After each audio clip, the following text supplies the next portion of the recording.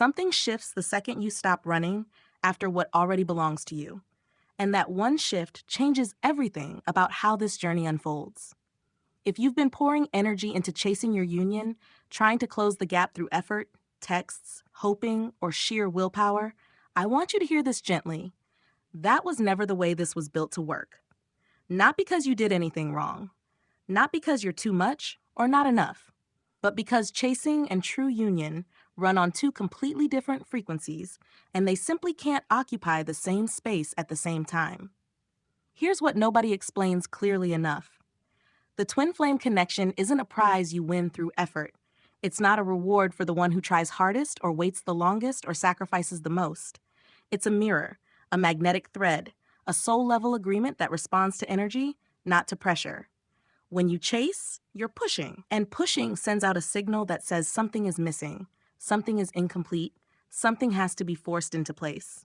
That signal gets received on the other side, whether either of you realizes it consciously or not. So today isn't about telling you to give up or stop caring. It's about something much bigger. It's about understanding why stepping back from the chase is actually the most powerful move you can make, for both sides of this connection, equally.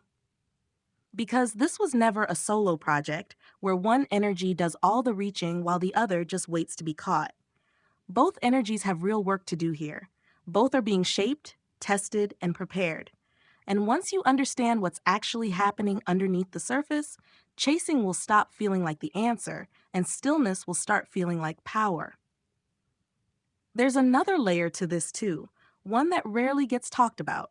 Chasing doesn't just affect the connection between the two of you. It affects your own nervous system, your own sense of peace, your own relationship with yourself. Every time you reach for something that isn't ready to be reached for, your body registers that as stress, as urgency, as a small emergency that needs solving right now. Living in that state for months or years quietly rewires how safe you feel in your own life. So this isn't only about what happens between two energies. It's about reclaiming your own steadiness, your own nervous system, your own sense of okayness, regardless of what the connection is doing on any given day.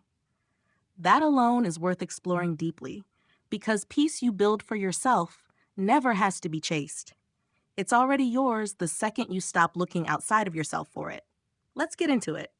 The first thing to understand is that chasing sends out a frequency of lack, and lack can only attract more lack. Energy moves in loops. Whatever you put out tends to circle back around in the same shape it left in. When you chase, even quietly, even just in your thoughts, you're broadcasting a signal that says, I don't have this. I need to go get it. Something is missing without it. That signal doesn't just sit there. It ripples outward, and it shapes what comes back to you. Think about how a plant grows. You don't yank on the stem to make it grow faster. You water the soil, you give it light, and you let the growth happen on its own timing. Pulling on it only damages the roots. The connection between the two of you works the same way. It grows from a place of fullness, not from a place of grabbing. And here's the part that matters for both sides equally. Whichever energy is chasing, whether that's the one who feels more eager or the one who feels more anxious about the distance, is the one interrupting the natural growth. It's not about labeling one side as the chaser and one as the runner and calling it a day. Both energies take turns feeling that pull to close the gap through force. And both are being asked again and again to release that grip and return to a frequency of wholeness instead. Because wholeness attracts. Lack repels. That's not punishment. That's just how energy moves. Once you stop broadcasting absence and start living from presence, the entire field around this connection changes shape. The second thing worth sitting with is that distance in this connection is rarely about avoidance. It's about protection. When one side pulls back, it's easy to read that as rejection, as if they're running from the bond itself. But most of the time, what's actually happening is much deeper. They're not running from you. They're running from what being close to you brings up inside them. Closeness with this kind of connection has a way of surfacing everything unhealed, every old wound, every belief about not being worthy of steady love, every fear that's been buried for years. That's uncomfortable. So the instinct is to create space, Not because the bond isn't real, but because the bond is too real, too clarifying, too honest. It shows you exactly what still needs healing, with nowhere to hide. And this goes both ways. Both energies experience moments where the mirror feels like too much, where they'd rather retreat than face what's being reflected back at them. Neither side is exempt from this. So instead of interpreting distance as proof that you need to chase harder to close it, try seeing it as information.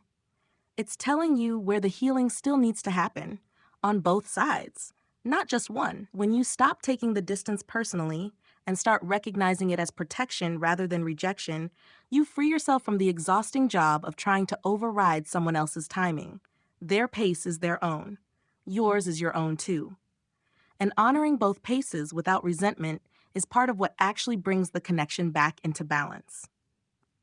The third point is one that changes how you see the whole waiting period. Stillness isn't empty.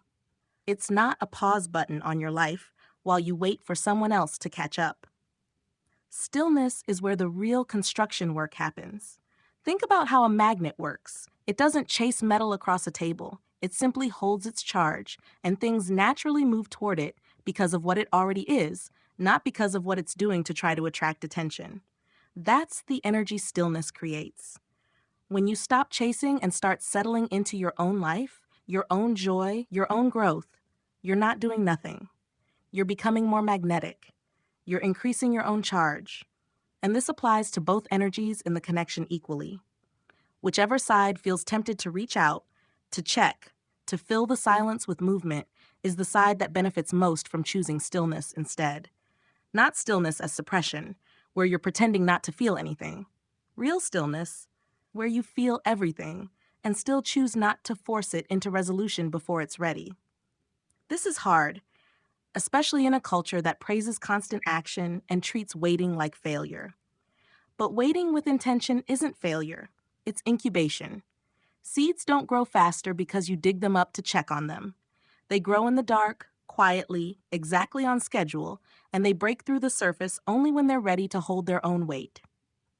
Your connection is doing the same thing beneath everything you can see. The stillness you're living in right now isn't wasted time.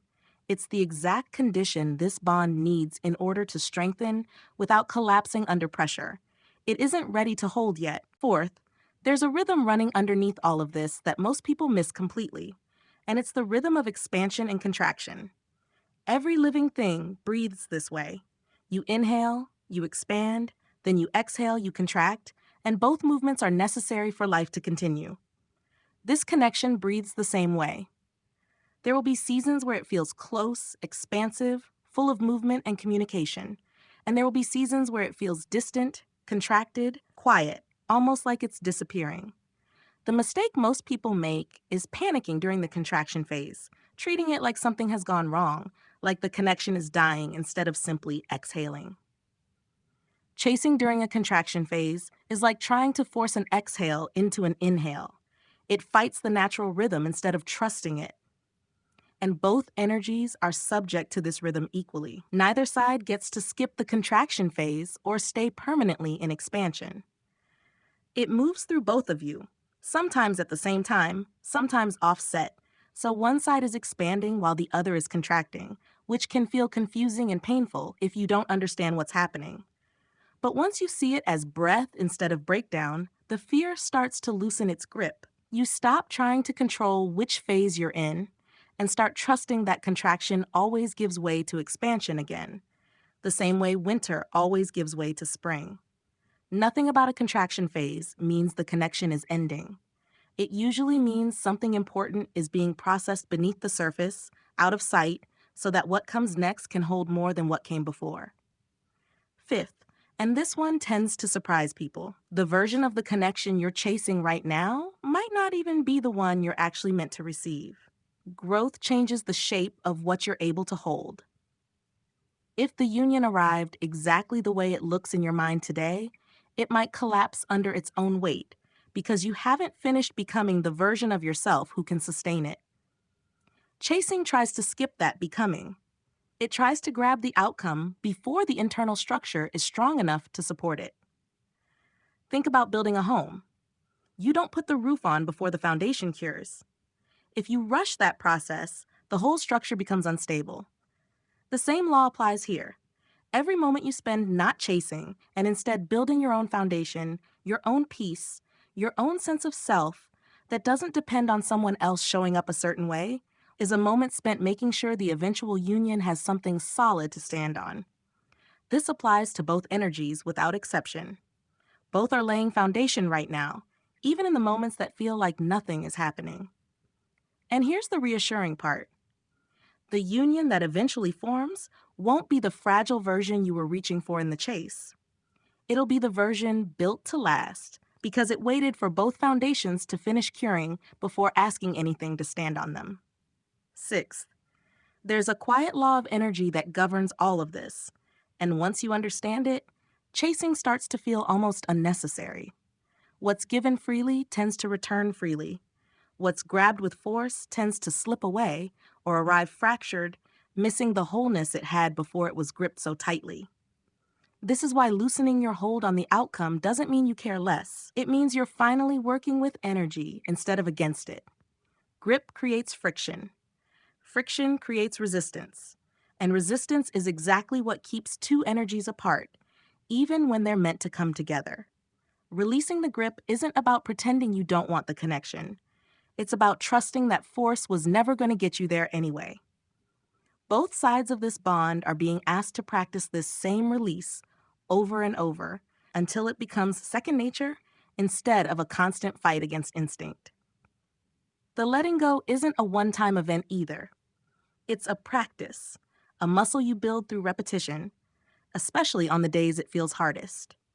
But every time you choose release over grip, you're removing friction from the connection, clearing space for it to move the way it was always meant to move, without either side dragging the other forward before they're ready. Think about how moving water gently flows around a stone sitting in the middle of a river, instead of forcing its way straight through it. Water doesn't fight the obstacle. It finds the natural path around it, and it still reaches exactly where it's going. That's what release looks like in practice. It doesn't mean you stop caring or stop wanting the connection to grow. It means you stop trying to bulldoze through timing that isn't yours to control. The energy that used to go into gripping can be redirected into your own life, your own creativity, your own healing. And ironically, that redirection is often what finally softens the resistance that force could never move. And finally, seventh, the truth that makes everything else make sense. On a soul level, this union already exists. It's not something you're building from nothing or hoping into existence from thin air. There's already a thread connecting both energies, steady and unbroken, regardless of physical distance, silence, or timing that doesn't match up the way you prefer. What you're actually waiting on isn't the connection itself. It's the physical, everyday world catching up to a truth that's already settled somewhere deeper than circumstances can reach. This is why chasing feels so exhausting and so unnecessary once you really understand it. You can't chase something that's already there. You can only get in its way by grabbing at it before it's ready to fully land in your reality. Both energies carry this thread equally. Neither one holds more of it than the other, and neither one has to do anything extra to keep it intact. It's not fragile. It's not going anywhere. Your only job, and their only job, is to stop interfering with its natural unfolding by trying to force it into a timeline it was never going to follow anyway. So here's where that leaves you. You were never meant to chase, and neither was the energy on the other side of this bond. You were both meant to grow, to heal, to build something solid inside yourselves that doesn't depend on the other showing up a certain way to feel whole. That's not a consolation prize. That's the actual assignment. And every single day you choose presence over pursuit, trust over panic, and steadiness over grabbing, you're moving this connection closer to what it's actually meant to become. Not the rushed, fragile version, but the real one. Let this be the moment you set the chase down for good, not out of defeat, but out of trust. Trust that what's real doesn't need to be dragged into place.